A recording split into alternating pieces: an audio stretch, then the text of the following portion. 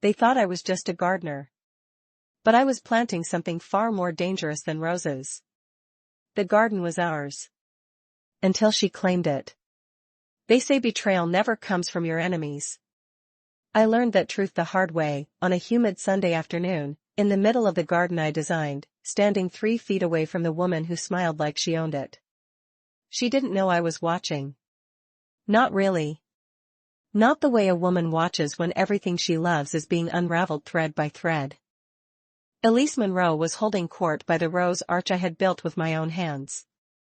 She wore a forest green silk dress, the kind that whispers luxury. Her blonde hair was swept to one side, effortless, and her laughter danced across the hedges like wind chimes, carefree, high-pitched, rehearsed. That smile of hers had fooled everyone. Everyone but me. Graham, my husband, stood beside her, sipping from his bourbon glass, nodding along like she'd just said the most brilliant thing in the world. The same way he used to listen to me. I could see the way his shoulder leaned ever so slightly toward her. That invisible pull. That silent claim. They thought I didn't know. That I was the kind of wife who stayed lost in garden layouts and vendor spreadsheets.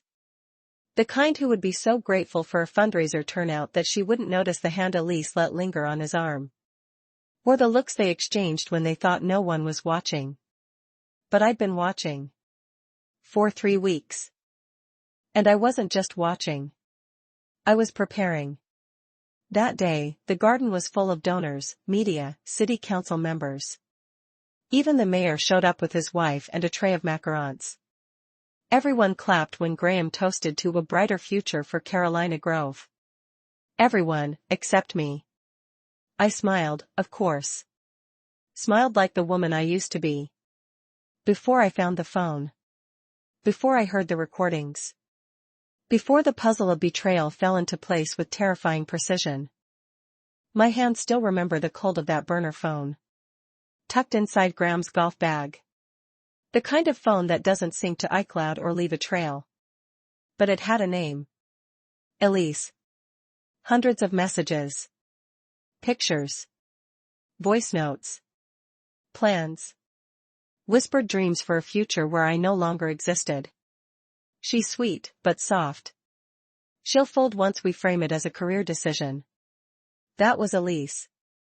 We just need her to hold until the election. Then, we move. Quietly. That was my husband. Every word was like ice cracking beneath my feet. But the worst part? I didn't cry. I didn't scream. I just froze. Something inside me stopped. Because I'd seen that name before. Elise Monroe. Years ago. On a court transcript. On the witness list from the accident. The one that ruined my brother's life. Caleb was 25 then. Smart, impulsive, a little too fast behind the wheel on rainy nights. It was supposed to be a short drive home. But he swerved to avoid a stray dog, lost control, and hit a parked car. A woman had been standing beside it, grabbing her umbrella. She died instantly. Caleb insisted he didn't see her. The visibility was awful. But a woman named Elise Monroe testified she saw the whole thing from across the street. Claimed he was speeding. Claimed he didn't brake. 5 years in prison. My brother never forgave himself. And I never forgot that name. I told myself it was coincidence.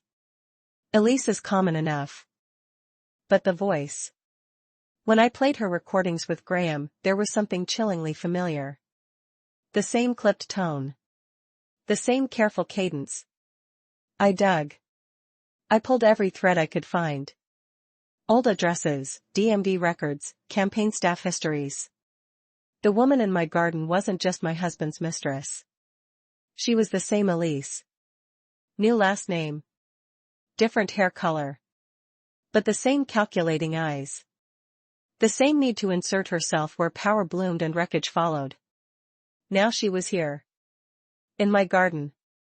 Holding my bourbon. Wearing my husband's gaze like a trophy. And still, I smiled. Because the garden was perfect. I made sure of it. Every lavender shrub clipped, every cobblestone polished. No one suspects a woman arranging hydrangeas is planning a public reckoning. But I was. My brother was on his way. He didn't know everything. Not yet. But he would. And Elise would feel what it's like to stand 3 feet away from a storm she never saw coming. A breeze stirred the wisteria. Elise turned slightly, her eyes scanning the crowd. And for a brief second, her gaze met mine. She smiled. That same rehearsed, radiant, lying smile. And I smiled back. Because what she didn't know, what none of them knew, was that this wasn't just a fundraiser. It was a stage. A setup. And the curtain was about to rise. People think betrayal is loud. Shouting. Slamming doors. But it's not. Betrayal is quiet. It grows in the pauses. In the turned backs. In the texts sent from burner phones and the silence that follows your questions. Betrayal is watching the man who once kissed your knuckles every morning now lean into another woman like she's home. And still, you smile. Because you're not done yet. They taught me to garden. They didn't know I'd learned to dig graves. I remember when Graham first helped me plant the lavender. He got the rows crooked, and we laughed for hours trying to fix them. He kissed dirt off my cheek and told me I had the most beautiful hands. That was before the campaign, before the donors, before Elise. Before ambition became more important than love. The garden used to be ours. But now, it's mine again. Every inch of it. That afternoon, someone asked me where I got the inspiration for the stone path near the fountain. I told them, from Tuscany. Where things age beautifully, but only if they're built to last. They nodded, unaware of the irony. Because this marriage, this illusion, this whole performance, it wasn't built to last. But the truth? The truth was granite. And it was coming. One step at a time. The night I found the voicemail changed everything. Not just my marriage. Not just my sense of self. It cracked something deeper. The part of me that once believed real love was armor against the coldness of the world. I had just come back from the nursery, mud on my sneakers, my hands aching from replanting a sick hydrangea by the north gate. Graham was still at a strategy session downtown. I walked past the laundry room, and for some reason, I opened the drawer where we kept the spare chargers. His second phone black, unmarked buzzed once. I froze. That phone was supposed to be off. Buried. Forgotten. But it wasn't. It buzzed again. A voicemail icon blinked on the screen. My heart pounded as I picked it up and listened. The voice was low, intimate, impatient. Elise. I checked the numbers again. If we move before the press release, her share drops by half. But she'll fight. You know she will. So push it after the fundraising gala. She won't see it coming. She never does. I remember standing in that hallway for what felt like hours, the phone pressed to my chest like it might burn through me. The woman I had welcomed into my home, whose wine glass I had rinsed, whose laugh once echoed in my kitchen, was plotting to erase me with numbers and soft-voiced deceit. But it wasn't just Elise. It was Graham. My husband. The man who once left handwritten notes in my lunch bag. Who held my hand through my miscarriage. Who swore, at a beach in South Carolina, that I was his piece in a noisy world. I tried to make sense of it, flipping through memories like a photo album where every smile was now a smirk. Every gesture now tainted. Every silence now suspect. But what shattered me wasn't just the betrayal. It was the realization that it had all been so organized. So neat. So bloodless. I didn't cry that night. I didn't scream. I sat in the sunroom with the lights off, playing every voicemail, reading every message. Some were cruel. Some were tender. All of them were calculated. They weren't just lovers. They were co-conspirators. Then I heard this. Elise, did you ever tell her about that case in Raleigh? The brother? Caleb, was it? I remember the file. Graham, she never connected it. Besides, that was years ago. And technically, you were telling the truth. Elise laughed. Technically. My blood ran cold. That name. My brother. My baby brother. I thought of Caleb's eyes the day he was sentenced. Red. Dry. Empty. Like something had been scooped out of him. And suddenly I understood. He hadn't just been unlucky. He had been hunted. When Elise testified back then, I believed she was a stranger. A woman who happened to be in the wrong place at the worst time. But now, hearing her call at the file, I realized she wasn't a witness. She was an operative. I opened my laptop, hands trembling.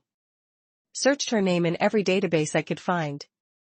At 1:30 a.m., I found her listed under a political consultancy firm dissolved 3 years ago. At 2 o'clock, a donor list connected to a failed Senate campaign. At 2:37, a new identity registered in Nevada. 3 names. 5 addresses. 1 devastating truth. Elise Monroe was a professional infiltrator. And long before she ever touched Graham's hand, she had touched my life with gloves. The next morning, I called Thomas Redding, Caleb's old attorney. He had moved to the mountains and opened a vintage car shop. His voice cracked when he heard mine. I told him everything. Every lie. Every voicemail. Every thread I'd pulled. He was quiet for a long time. Then he said, "You sure you're ready for what this might uncover?" "I've lived through what it uncovered," I said. "I'm ready to return the favor." 2 days later, Thomas brought in Clara Jameson. A forensic analyst with the kind of face that didn't blink. She'd worked on federal cases, congressional hearings, even one corporate espionage scandal. She didn't smile much. But when I handed her Elise's email logs and burner phone receipts, she simply said, "This is real." That night, Clara found something I had missed. 3 years ago, before Elise joined Graham's campaign, she booked a landscaping consult. With me. I remember now. A woman with short auburn hair. Said she wanted to redesign a small courtyard. Claimed she was recently divorced. We spent an hour walking her property. She asked about my process, my family, what made me passionate about plants. She never hired me. Now I knew why. She had been scouting me. I sat on my porch for hours, trying to breathe through the panic. I wasn't just betrayed. I had been studied. Profiled. She had mapped my life like a terrain to be conquered. When Caleb called that evening, I nearly didn't answer. My voice cracked when I said hello. He said, "Ava? What's wrong?" I lied. Told him it was just work stress. But even through the line, I could hear his worry. His loyalty. His goodness. He never blamed me for believing Elise's testimony. He just kept living. Quietly. With dignity. But I blamed myself. And now, I had a chance to make it right. We discovered Elise had attended the same bar association conference as Caleb just months before the crash. She had even moved into a building 2 blocks from the scene of the accident. Her roommate at the time? A paralegal for the prosecutor. Not coincidence. It was a blueprint. And somehow, she had slipped through every background check. Every warning sign. Because she was good. Too good. Until now. Her mistake wasn't sleeping with Graham. It was thinking I wouldn't fight. People think women like me quiet, thoughtful, flower-loving are harmless. They don't see what it takes to nurture life. The patience. The pruning. The decisions to let something grow or cut it at the root. I wasn't weak. I was waiting. Waiting for enough proof. Enough leverage. Enough resolve. I watched Elise swirl around my garden in her silk dress, thinking she'd won. She didn't know I had her voice on tape. Her texts printed and stored. Her hard drive mirrored onto 3 secure backups. She didn't know that the woman she tried to erase had started writing her own ending. That night, before the gala, I went to Graham's closet. I pulled out the navy tie I gave him on our 2nd anniversary. He hadn't worn it in years. Not since he started taking Elise to fundraisers. I cut it in half. Not out of rage. Out of ceremony. I thought about the moment I would look her in the eye. About the way Caleb would step into that garden. About the silence that would fall before truth shattered it. And I smiled. Because sometimes the best revenge isn't destruction. It's exposure. It began with a smile. Mine. It wasn't the kind you wear when you're happy or hopeful, it was the kind that creeps across your face when you've been burned so many times you start to enjoy the fire. I had spent years building the illusion of a perfect life. Now, I was dismantling it, piece by piece, and this time I wasn't going to flinch. After learning Elise had helped send Caleb to prison and then slithered into my marriage like a serpent in silk, I didn't fall apart. I sharpened. I called Thomas Redding. We went to law school together, though he'd always preferred backroom deals over courtroom drama. He picked up instantly. Whitmore? His voice was cautious, clipped. I need a favor, I said, calmly. I need you to help me break someone without leaving fingerprints. There was a pause. Then a slow, almost amused exhale. Send me the details.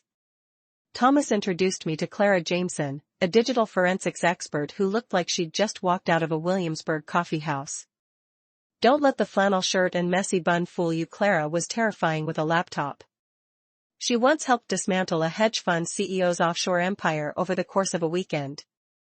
Elise Monroe, she said, scanning a dozen monitors at once. Technically, she doesn't exist. This version of her, anyway. Her entire background is a quilt of forged documents, recycled addresses, and burner phones. Clara tapped a key. A photo of Elise, same smug smile, different name, flashed on the screen. She testified under the name Aaron Walsh in Caleb's trial. Claimed she saw him push the victim. Same voice. Same face. Different life. I didn't speak. I couldn't. I just stared at that frozen image, my throat burning. Elise hadn't just seduced my husband, she had rewritten her identity to walk free while Caleb rotted behind bars. Graham had invited a sociopath into our home. And I'd set the table for her. We started with surveillance. Clara set up GPS trackers, cloned Graham's burner phone, and hacked into the smartwatch he gave Elise last Christmas. We tagged every whisper, every glance, every secret coffee meeting they thought they could hide. One message from Elise made my skin crawl. Once she signs the papers, I'm out. Tell the PR team to prep the grieving wife angle if she resists. Widowhood would have been simpler. She didn't even see me as a person. Just a hurdle in a campaign strategy. I stared at the message for a long time. My hands were steady. But inside, something was howling. I played the doting wife for a few more weeks. Planned charity events. Wore soft colors. Laughed at the right moments. I watched Graham and Elise exchange glances across dinner tables, their secrets playing like a silent film behind their eyes. And then came the break I hadn't expected. One afternoon, Clara intercepted a call Elise thought she'd made to a safe line. But she'd fumbled the number, called a spoofed version Clara had set up. Make sure the Cayman's account is under the LLC, not my name, Elise said. And tell Morrison I don't want any blowback like the Whitmore brother case. That was messy. That name Morrison was a red flag. He was known in certain intelligence circles for recruiting clean women to create chaos and then disappear. You hearing this? Clara whispered. I was. Every word. Elise hadn't just hurt my family. She was part of something much larger, darker. And Graham? He was either complicit or pathetically naive. We staged the trap in the study. Antique books, warm lighting, a mic hidden inside a vintage mantel clock. Graham thought I needed help organizing old files for a gala. Elise thought she was stopping by for wine. They didn't know I was recording every word. I want the beach house, too, she said. If she pushes back, we spin it. Call her unstable. Graham, make sure you're seen in church this Sunday. He laughed. I clenched my fists so tight, my nails dug into my palms. Then Elise added quiet, proud, fatal. I destroyed Caleb Whitmore, and no one even remembers his name. That's how clean I am. Thomas nearly dropped his bourbon. Clara's eyes went wide. I felt nothing. Not rage. Not relief. Just confirmation. That night, I stood alone in the garden, the same one where Graham and I had once danced barefoot under string lights and whispered promises about forever. Now, I stared at the spot where Elise had once admired my roses I'd planted with hands that trembled from years of pretending everything was fine. I thought about Caleb. How I hadn't believed him at first. How I'd told him to accept the plea deal. I was part of the machine that crushed him. I owed him more than vengeance. I owed him truth. So I planned a party. But not just any party. A reckoning. I told Thomas to invite Judge Caldwell, the same man who had looked my brother in the eye and sentenced him to 5 years without flinching. I wanted him there when the curtain dropped. We invited donors, reporters, and even the mayor's assistant, who loved being photographed next to power. The guest list looked like a political Christmas card. 3 days before the event, Elise called me for the first time ever. Ava, she said, her voice syrupy. I've been feeling like, maybe there's tension between us. I just want to clear the air. Oh, Elise, I replied softly. The air's never been clearer. She laughed, nervous. Sorry, what? I hung up. On the morning of the party, Clara handed me a USB drive. Everything's on here. Messages, call logs, proof of false identity, GPS data, and the Morrison connection. Plus the full audio from the study. I slipped it into my clutch, next to a tube of lipstick and a small silver cross Caleb gave me the day he was released. To remind you that resurrection is real, he'd said. The house that night was a vision. Music floated from the baby grand. Champagne sparkled.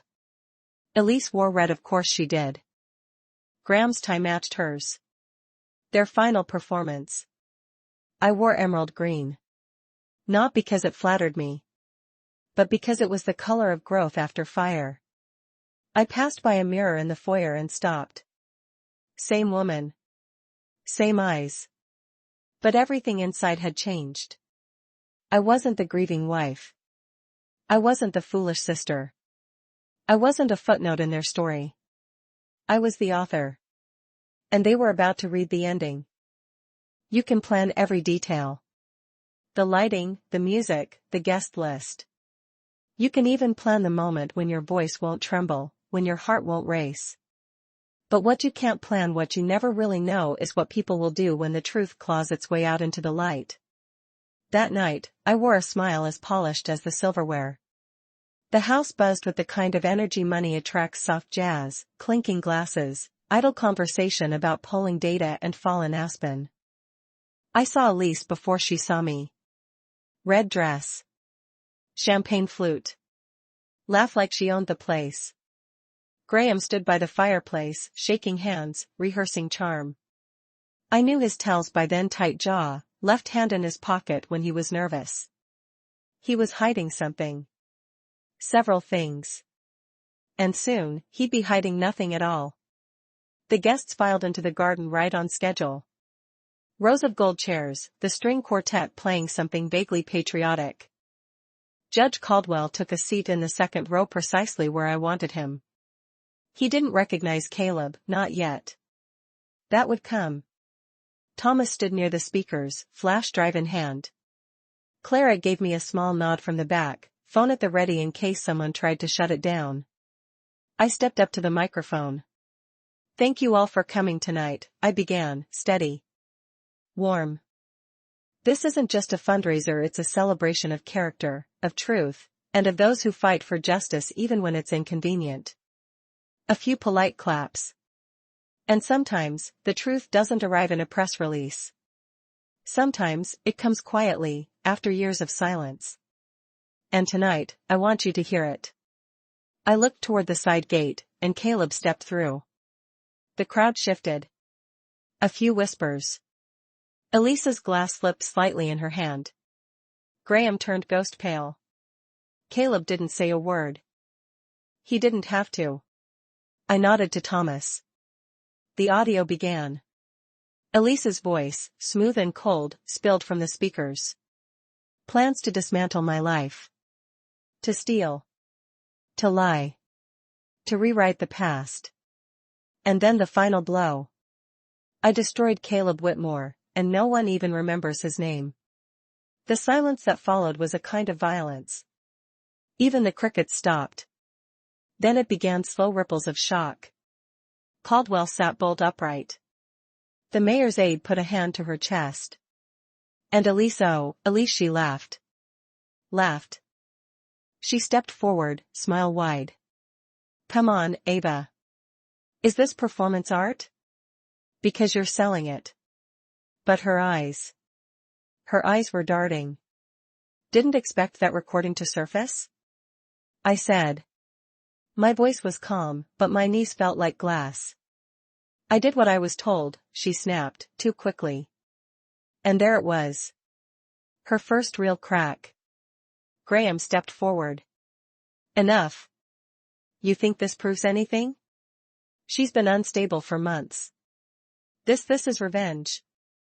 I turned to the crowd. You want proof? We have GPS logs, financial transfers to offshore accounts under shell corporations Elise manages. And her involvement in the Morrison intelligence leak, tied to false testimony that sent an innocent man, my brother, to prison. I looked at Caldwell. His eyes locked with Caleb's.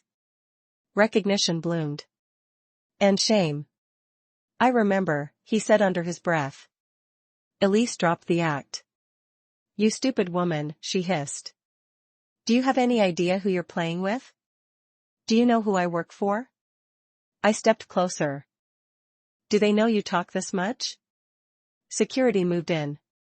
Not mind the judges. Elise stiffened.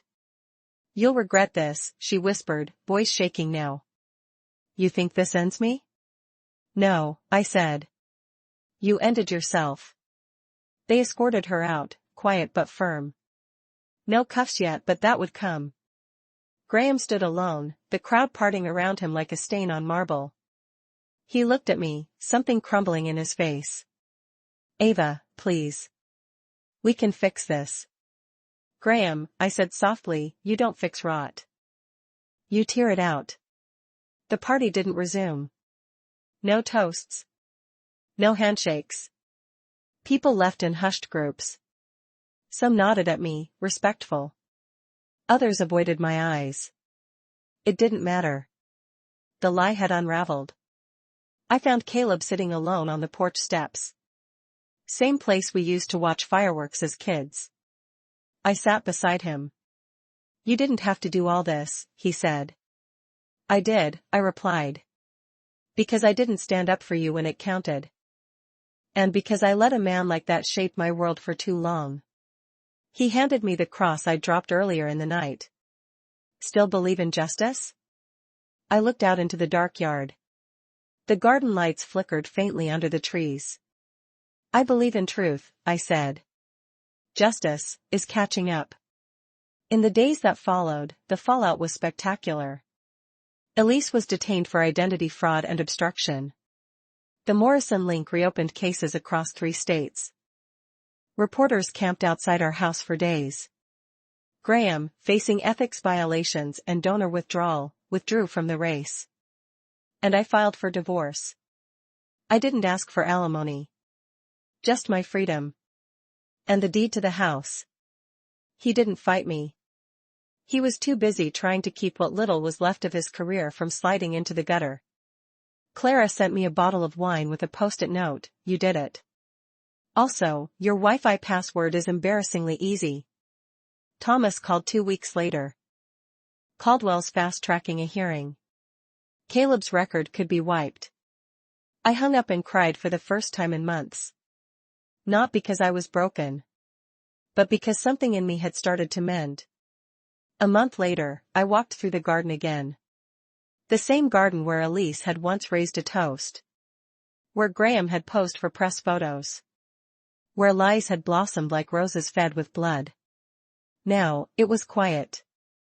And I was still here. Some things had changed. I started wearing my hair how I liked it.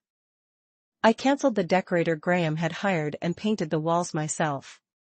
I reopened a non-profit I'd let fade during the campaign years, one that offered legal aid to wrongfully accused inmates. I even laughed again. Not the hollow kind. The real kind. Sometimes I think about Elise, where she is, what name she goes by now. Whether she still believes she can win every game she plays. And sometimes, I think about Graham.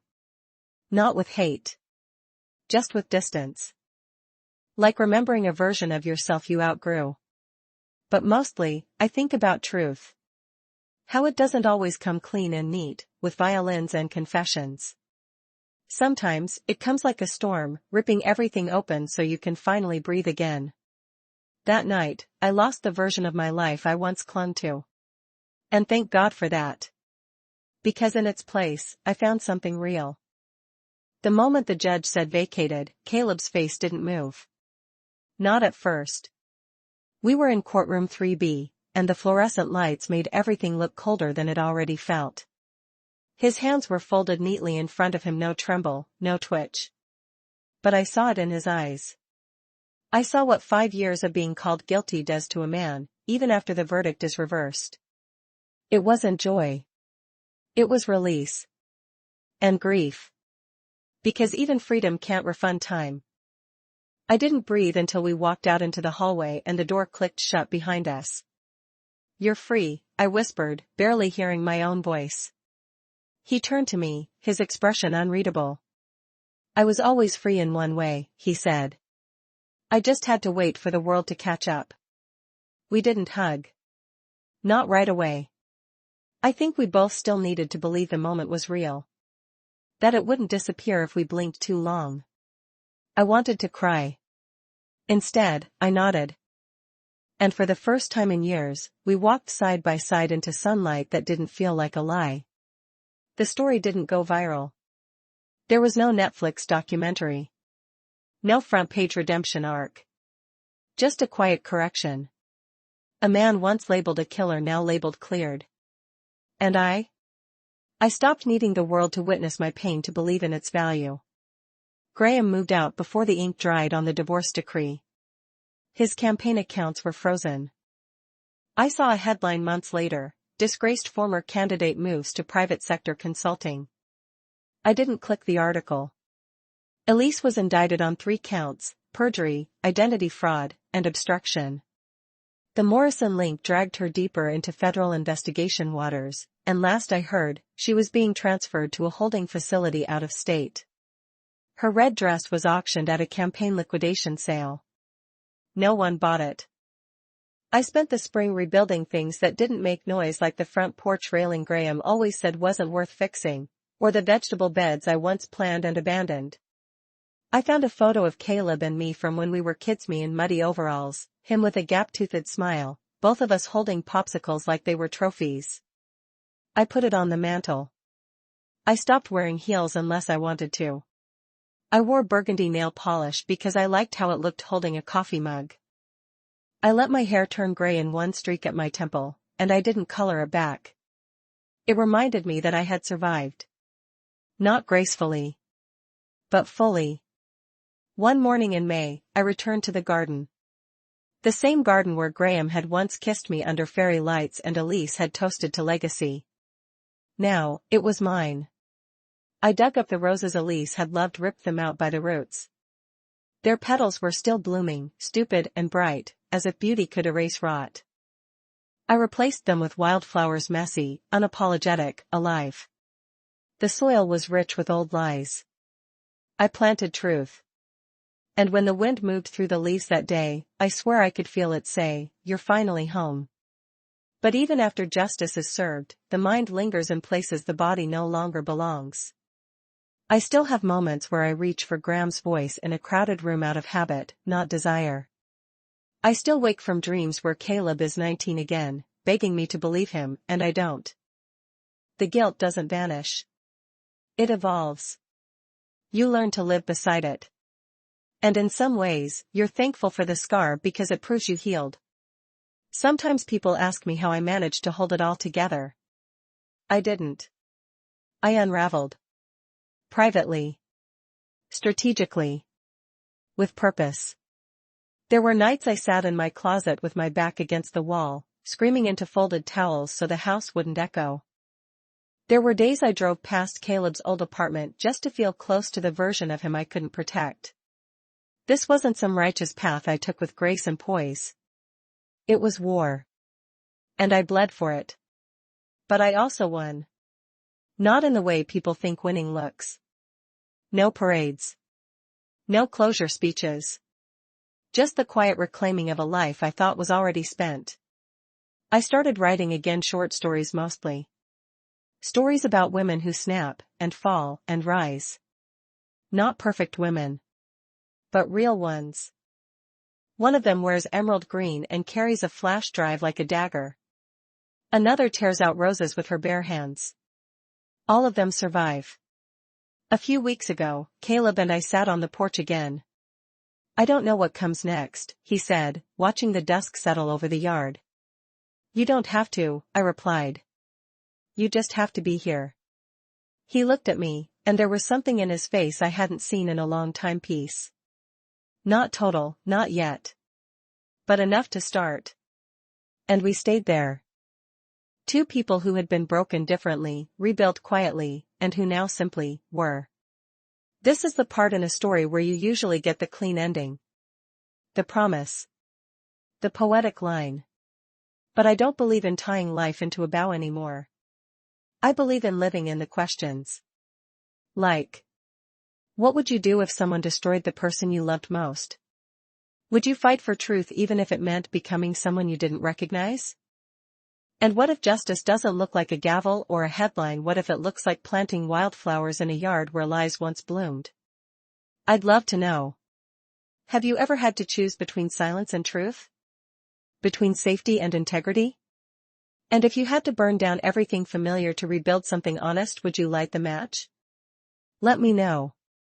Because sometimes, the most powerful stories are the ones we carry quietly, until someone finally asks us to speak. Wow, what a journey Ava went through, from heartbreak to reclaiming her truth in the most powerful way. Have you ever faced a moment where you had to choose between staying silent or fighting for justice? Drop your thoughts in the comments below, and let's talk about it. If this story moved you, don't forget to hit that subscribe button and turn on notifications so you never miss a story like this. Tomorrow's tale is just as gripping, trust me, you won't want to miss it.